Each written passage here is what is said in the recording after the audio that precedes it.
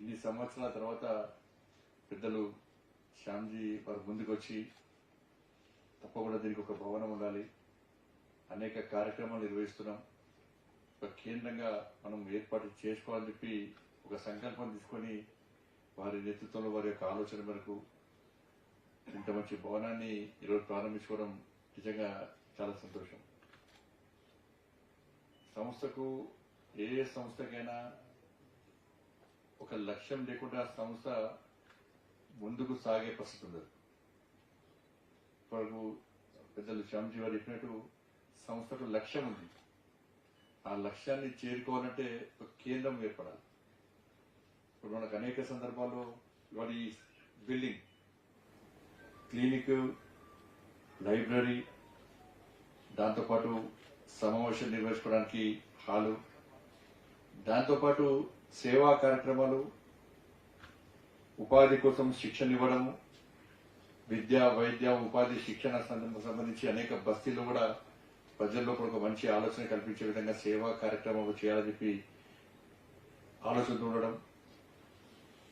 దానికి కావాలంటే కేంద్రం కాబట్టి ఇంత పెద్ద బిల్డింగ్, ఇది వేరే సంస్థకైతే ఈ పెద్ద కమర్షియల్ కాంప్లెక్స్ కట్టుకో చేయాలి, లక్షల రూపాయల రెంట్స్ వస్తాయి. దాంతో ఎక్కువ చిన్న భవనం తీసుకొని మనం ఒక కార్యాలయం పెట్టుకుంటే సరిపోతుంది. కానీ ఇతర ఆర్గనైజేషన్స్ కు మనకు తేడా, ఇవాళ మన ఆర్గనైజేషన్ సంబంధించి ఇంతకుముందు శ్యామ్జీ వారు చెప్పినట్టు అయితే కేశవ మెమోరియల్ లేకుంటే ఆర్బీకే, వేరే ఈ చాలా కేంద్రాలు, చాలా సెంటర్స్, హాల్స్ కూడా మనకి ఇచ్చే పరిస్థితి లేదు. కొంతమంది భయానికి ఇయ్యారు, కొంతమంది ఇయ్యొద్దనియారు, కొంతమంది ఇచ్చే ఆలోచన ఉన్న మొహమాట పడుకుంటూ ఇచ్చే పరిస్థితి లేదు. ఇటువంటి పరిస్థితిలో ఒక మంచి ఆలోచనతో ఇంత మంచి భవన నిర్మాణం చేయడం చాలా సంతోషం. దాని పేరు కూడా మనం చూసినాం, రుద్రమదేవి, ధన్వంతరి ప్లస్ వీర సావర్కర్. గొప్ప వ్యక్తుల యొక్క చరిత్రను వచ్చిన తెలుసుకోవాలి, దాని చరిత్ర తిరమ కాకుండా ఆలోచనతో వాళ్ళు చూస్తారు మనం. కానీ ఇటువంటి పరిస్థితిలో ఇంత మంచి భవనం నిర్మించడం చాలా సంతోషం. ఎందుకంటే దేశంలో ఉన్న పరిస్థితులు మనం తెలుసుకోవాలి, అన్నిటి గురించి చర్చించుకునే అవకాశం, అన్నిటి గురించి ఆలోచించుకునే అవకాశం, ఆచరణలో చూపెట్టే అవకాశం ఉంది. ఇటువంటి చెప్పినట్టు బంగ్లాదేశ్ పరిస్థితి, ఆ రోజు స్వామి వివేకానంద గారు చెప్పినట్టు తల్లి భారత మాతను విశ్వగురు స్థానంలో అత్యున్నత సింహాసనంలో, ప్రపంచంలో అత్యున్నత సింహాసనంలో కూర్చునే సందర్భాన్ని, ఆ సన్నివేశాన్ని నేను కల్లారా చూసినా అని చెప్పి స్వామి వివేకానంద గారు ఆలోచించడం, దాన్ని నిజరూపొందాల్చడానికి, ఆ కార్యాన్ని నెరవేర్చడానికి ఇవాళ భారతదేశం ఒక శక్తివంతమైన దేశంగా తల్లి భారత మాతను విశ్వగురు స్థానంలో ప్రతిష్ఠించాలని చెప్పి ఒక ఆలోచనతో, ఒక దృఢ సంకల్పంతో జరుగుతున్న ప్రయత్నం చూసిన తర్వాత ఇలా ప్రపంచంలో అనేక దేశాలు భారతదేశం మీద ఏ విధంగా కుట్రలు కుతంత్రాలు చేస్తూ భారతదేశం యొక్క అస్థిరత్వాన్ని దెబ్బతీసే ప్రయత్నం చేస్తున్నారో మనం చూస్తున్నాం. దాన్ని నిర్వహిస్తున్న దేశం బంగ్లాదేశ్. చాలా మంది అంటూ ఉంటారు, మనం బంగ్లాదేశ్ లో హిందువుల దాడులు జరుగుతున్నాయి, వీళ్ళు మాట్లాడుతున్నారు, వాళ్ళు మాట్లాడతలేరు అని ఆలోచించడమే తప్ప వీళ్ళు మాట్లాడినా వాళ్ళు మాట్లాడకున్నా దాంతో ఒరిగేది లేదు.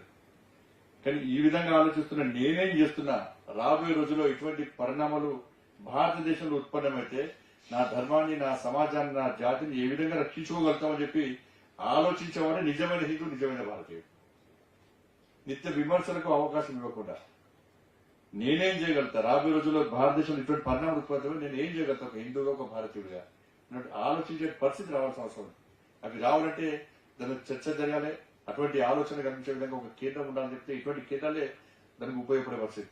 ఒకవైపు లవ్ జిహాద్ విషయంలో గాని, గోహత్య విషయంలో గాని, మత మార్పిళ్ల విషయంలో గాని, సమాజాన్ని, హిందూ సమాజాన్ని ఏ విధంగా చీల్చే ప్రయత్నం చేస్తున్నారో, కులాల పేరుతోని, వర్గాల పేరుతోని, వర్ణాల పేరుతోని, సంస్థల పేరుతోని, సంఘాల పేరుతోని ఏ విధంగా చీల్చే ప్రయత్నం చేస్తున్నారో దానికి భిన్నంగా ఈ కేంద్రంగా మనం హిందూ సమాజం యొక్క సమాజంగా ఎదుర్కొంటున్న ఇబ్బందుల విషయంలో గాని, ధర్మానికి వస్తున్న ఆపదల విషయంలో గాని చర్చించడానికి, ఒక మంచి నిర్ణయం తీసుకోవడానికి ఇటువంటి భవనం తప్పకుండా అవసరం. కాబట్టి ఆ లక్ష్యాన్ని ఎంచుకునే ఈరోజు ఈ భవన నిర్మాణం కావడం నిజంగా చాలా సంతోషం. కాబట్టి తప్పకుండా శ్యామ్జీ ఎంత కష్టపడి వారు ఈ భవన నిర్మాణానికి అందరికీ సహకారంతో వారు తెలుసుకుంటే ఒక్కరికి చెప్తే ఒక బిల్డింగ్ కట్టగలుగుతారు. కట్టడానికి. కానీ అందరు భాగస్వామి ఉండాలి. ప్రతి ఒక్కరు కూడా ఈ భవనం నాది, అని చెప్పి ఒక ఆలోచన వచ్చే విధంగా అందరి సహకారంతో, అందరి యొక్క ఆలోచనతోని, ఒక మంచి ఆలోచనతోని ఇలా ఈ భవన నిర్మాణం జరిగింది. కాబట్టి అందరం కూడా ఈ కేంద్రంగా ఈ లక్ష్యం కోసం ఈ భవనాన్ని నిర్మించుకున్నాము. తప్పకుండా ఆ లక్ష్యానికి అనుగుణంగా ఆ లక్ష్యాన్ని చేరే విధంగా మనం కష్టపడి పనిచేయాలని చెప్పి మీ అందరికీ విజ్ఞప్తి చేస్తూ ఒక మంచి కార్యక్రమంలో పాల్గొనడం చాలా సంతోషంగా ఉంది.